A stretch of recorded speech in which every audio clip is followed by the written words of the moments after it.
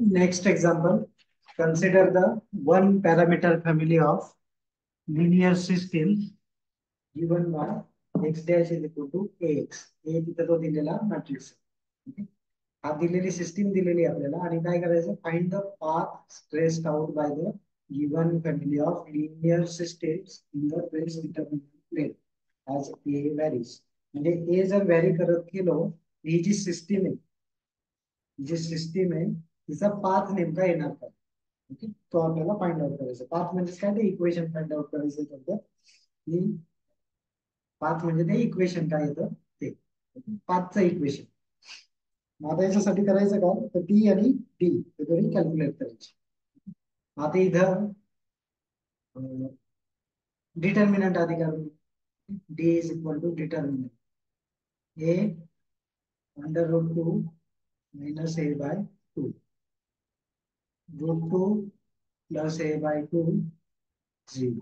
आता determinant solve केल्यावर काय, A into zero zero minus. आता इथे जर ऑब्झर्व केलं तर आपल्याला कोणता फॉर्म्युला यूज करता येईल, या दोघांचा प्रॉडक्ट ए मायनस बी इंटू ए प्लस बी. तो काय येतो, ए स्क्वेअर म्हणजे रूट टू चा स्क्वेअर. ओके, मायनस बी स्क्वेअर, बी म्हणजेच काय, ए बाय टू चा स्क्वेअर म्हणजे ए स्क्वेअर बाय 4. आता या मायनस ने मल्टिप्लाय करून होतं काय, तो minus minus plus A square by 4 आणि हा प्लस 2 चा मायनस. ओके, आता पण आपण टी फाइंड आउट करू. मग T is equal to capital T काय म्हणजे ट्रेस काय, तर ट्रेस येत आहे ए प्लस झिरो म्हणजेच ए. ओके, ही व्हॅल्यू इथे रिप्लेस करा म्हणजे आपल्याला डी ची व्हॅल्यू काय भेटते, D is equal to T square by 4 minus 2. Okay, हा झाला आपला रिक्वायर्ड पाथ.